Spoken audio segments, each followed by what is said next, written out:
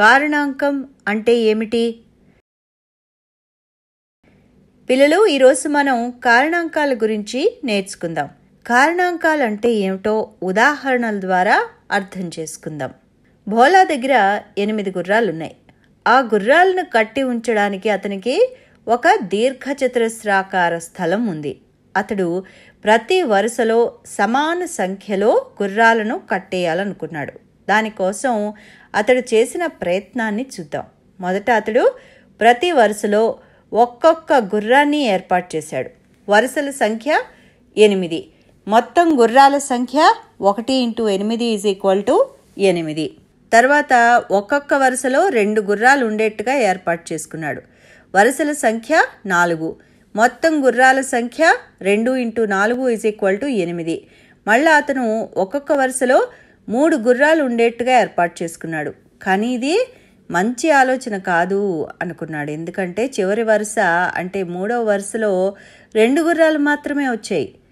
కొంత స్థలం వృధా అవుతోంది. అన్ని వరుసలలో గుర్రాలు సమాన సంఖ్యలో లేవు. తర్వాత అతడు ఒక్కొక్క వరుసలో 4 గుర్రాలు నిలిపి ఉంచేట్టుగా ఏర్పాటు చేసుకున్నాడు. వరుసల సంఖ్య 4. మొత్తం గుర్రాల సంఖ్య 4 × 2 = 8. ఈసారి అతడు ప్రతి వరుసకి 5 గుర్రాలు ఉండేట్టుగా ఏర్పాటు చేసుకున్నాడు. కానీ ఇక్కడ కూడా కొంత స్థలం వృధా అవుతోంది. ఎలా అంటే 2వ వరుసలో 3 గుర్రాలు మాత్రమే ఉన్నాయి. అన్ని వరుసలలో గుర్రాలు సమానంగా లేవు. ఈ విధంగా ప్రతి వరుసకి 6 గుర్రాలు ఉంచితే 2వ వరుసలో 2 గుర్రాలు మాత్రమే ఉంటాయి. ఇక్కడ మళ్ళీ చాలా స్థలం వృధా అవుతోంది. మళ్ళీ అతడు ప్రతి వరుసకి 7 గుర్రాలు ఉండేట్టు ఏర్పాటు చేశాడు. ఇది కూడా అసంభవమే. ఎందుకంటే అన్ని వరుసల్లో గుర్రాలు సమానంగా లేవు. ఈ అమరికలో మొదటి వరుసలో 7 గుర్రాలు మరియు 2వ వరుసలో కేవలం 1 గుర్రం మాత్రమే ఉంది. కాబట్టి ఈ ఎంపిక అతనికి పనికిరాదు.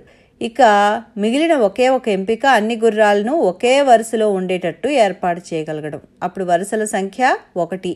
మొత్తం గుర్రాల సంఖ్య 8. 8 × 1 = 8. ఇది కూడా స్థలం వృధా కాకుండా చేయగల ఏర్పాటు అవుతుంది. అతనికి పనికి వచ్చే మొత్తం అవకాశాలు చూద్దాం. వరుసలో 8 గుర్రాలు ఉండేట్టుగా ఒక వరుస, ప్రతి వరుసలో 4 గుర్రాలు ఉండేట్టుగా 2 వరుసలు, ప్రతి వరుసలో 2 గుర్రాలు ఉండేటట్టుగా 4 వరుసలు, ఇక చివరిగా ప్రతి వరుసలో 1 గుర్రం ఉండేట్టుగా 8 వరుసలు. దీని అర్థం ఏమిటి? 8 వస్తువులను ప్రతి వరుసలో సమానంగా ఉండేట్టు మనం వేరువేరు విధాలుగా అమర్చగలము అని అర్థం. దీనిని బట్టి 8ని 2 సంఖ్యల లబ్దముగా వేరువేరు విధములుగా వ్రాయగలము అని అర్థమవుతోంది కదా.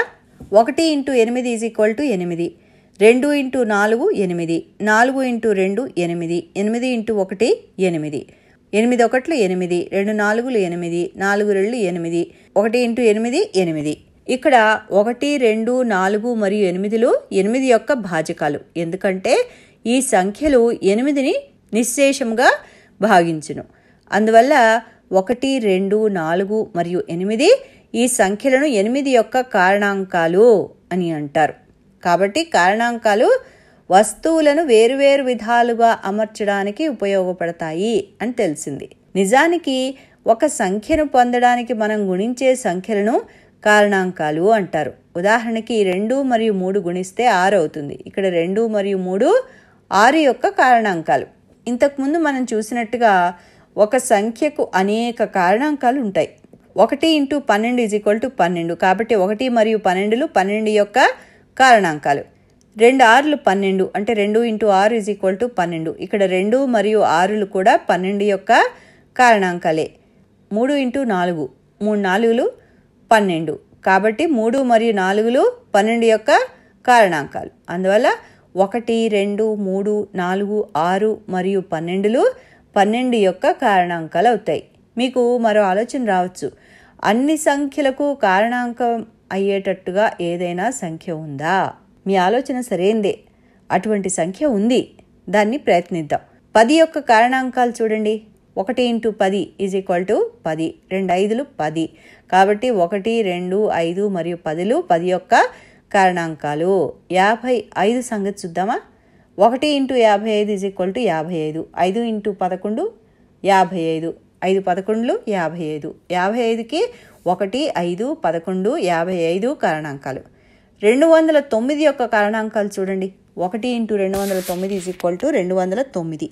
1 మరియు 209లో దీని కారణాంకాలు. దీనిని బట్టి మనం ఏం చెప్పొచ్చు, ఇక్కడ అన్ని సంఖ్యలకు 1 కారణాంకంగా ఉంది అని మనం గమనించవచ్చు. ఇప్పుడు కథలో ఏం జరిగిందో చూద్దాం. మొదట్లో దుఃఖీరామ్ కోరిక తీరి అతడు చాలా ధనవంతుడయ్యాడు. 48 సంచుల బంగారు నాణాలు పొందాడు. కానీ కొంతకాలం తర్వాత అతని అసూయ బుద్ధి చూసి అద్భుత దీపంలోని ఆడజీవి దుఃఖీరామ్ని శపించింది. ఆ శాపం వల్ల దుఃఖీరామ్ ఇల్లు భూకంపం వల్ల చీలిపోయింది. అతనింట్లో 48 సంచుల బంగారు నాణాలున్నాయి. భూకంపం వల్ల అతని ఇల్లు 2 భాగాలుగా చీలిపోయింది. ఆ 48 బంగారు నాణాల సంచులు కూడా చెరో 24 సంచులుగా 2 భాగాలుగా విడిపోయింది. తర్వాత వాటిలో ఒక భాగం అంటే 24 సంచులు భూమి లోపల పడిపోయాయి. అప్పుడు ఇల్లు మళ్ళీ 3 భాగాలుగా చీలి మిగిలిన 24 సంచులు కూడా 8 సంచులుగా గల 3 సమూహాలుగా విడిపోయింది. భూకంపం ఇంకా ఎక్కువ అవడం చేత మిగిలిన 8 సంచులు మళ్ళా 2 సంచులుగా 4 సమూహాలుగా విడిపోయింది. ఆ ఇల్లు మళ్ళీ ముక్కలుగా చీలిపోయింది. అసలు ఏం జరిగిందో చూద్దాం. మొదట 48 సంచులు లాకర్లో ఉన్నాయి. 1 × 48 = 48. కాబట్టి 1 మరియు 48 కారణాంకాలు. భూకంపం వల్ల సంచులు 2 భాగాలుగా విడిపోయింది. అంటే 2 × 24 = 48. కనుక 2 మరియు 24లో 48 యొక్క కారణాంకాలు అవుతాయి. మళ్ళా 24 సంచులు 8 సంచులుగా గల 3 భాగాలుగా విడిపోయింది. అంటే 3 × 8 = 24. 3 మరియు 8లు 24 యొక్క కారణాంకాలు. ఆ 8 సంచులు మళ్ళా 2 సంచులుగా గల 4 భాగాలుగా విడిపోయింది. 4 × 2 = 8. కాబట్టి 4 రెళ్ళు 8. కాబట్టి 4 మరియు 2లు 8 యొక్క కారణాంకాలు అవుతాయి. అసలు భూకంపం రాకుండా ఉంటే దుఃఖీరామ్ తన వద్ద గల 48 బంగారు నాణాల సంచులను ప్రతి వరుసలో సమాన సంఖ్య గల సంచులు ఉండేటట్టు ఏ విధంగా అమర్చగలడు? చూడండి, ఇక్కడ వేరువేరు విధాలుగా ఆ సంచులని అమర్చచ్చు. మొదట అన్ని సంచులు ఒకే వరుసలో ఉండేటట్టు, అంటే 1 × 48. తర్వాత ప్రతి వరుసలో 24 సంచులు ఉంచేటట్టుగా 2 వరుసలు, అంటే 2 × 24. మళ్ళా ప్రతి వరుసలో 16 సంచులు ఉండేటట్టుగా 3 వరుసలు, 3 × 16. తర్వాత ప్రతి వరుసలో 12 సంచులు ఉండేటట్టు 4 వరుసలు, 4 × 12. ఇంకా ప్రతి వరుసలో 8 సంచులు ఉండేటట్టు 6 వరుసలు, 6 × 8. ఈ విధంగా మనం రాస్తూ పోవచ్చు. ఇప్పుడు మనం ఏం చేసాం చూడండి, మనకు తెలియకుండానే 48 యొక్క అన్ని కారణాంకాలు కనుక్కున్నాం. 48 యొక్క అన్ని కారణాంకాలని గుణకారం ఉపయోగించి కనుక్కుందాం. 1 × 48 = 48, 2 × 24 = 48, 3 × 16 = 48, 4 × 12 = 48, 6 × 8 = 48, 8 × 6 = 48, 12 × 4 = 48, 16 × 3 = 48, 24 × 2 = 48, 48 × 1 = 48. కాబట్టి 1, 2, 3, 4, 6, 8, 12, 16, 24 మరియు 48లో 48 యొక్క కారణాంకాలు అవుతాయి. గుణకారం ద్వారా ఈ విధంగా కారణాంకాలు కనుక్కునే పద్ధతి మనకి ఆ 48 సంచుల్ని వేరువేరు విధాలుగా అమర్చడానికి ఉపయోగపడుతుంది. మనం ఒక సంఖ్య యొక్క కారణాంకాలను భాగాహార పద్ధతి ద్వారా కూడా కనుక్కోవచ్చు. 24ని 2చే భాగిద్దాం. 24 ÷ 2 = 12. కాబట్టి 2 24 యొక్క కారణాంకం. ఇప్పుడు 3తో ప్రయత్నిద్దాం. 24 ÷ 3 = 8. 3 కూడా 24 యొక్క కారణాంకం. ఇప్పుడు 4తో ప్రయత్నిద్దాం. 24 ÷ 4 = 6. కాబట్టి 4 కూడా 24 యొక్క కారణాంకము. ఇప్పుడు 5తో ప్రయత్నిద్దాం. 24 ÷ 5 ఇక్కడ నిశ్శేషంగా భాగించబడదు, శేషం మిగులుతుంది. కాబట్టి ఇది 24 యొక్క భాజకము కాదు, కనుక అది 24 యొక్క కారణాంకము కాదు. అదేవిధంగా 24 ÷ 6 = 4. 24 ÷ 7 కారణాంకం కాదు, శేషం మిగులుతుంది. కాబట్టి 24 ÷ 8 = 3. 24 ÷ 12 = 2. 24 ÷ 24 = 1. కాబట్టి 1, 2, 3, 4, 6, 8, 12 మరియు 24లు 24 యొక్క కారణాంకాలు అవుతాయి. ఎందుకంటే అవన్నీ 24ని నిశ్శేషముగా భాగిస్తున్నాయి. ఇవి భాగాహార పద్ధతి ద్వారా కనుక్కున్న కారణాంకాలు. ఇప్పుడు మీకు కారణాంకము అంటే ఏమిటి అర్థమైంది కదా.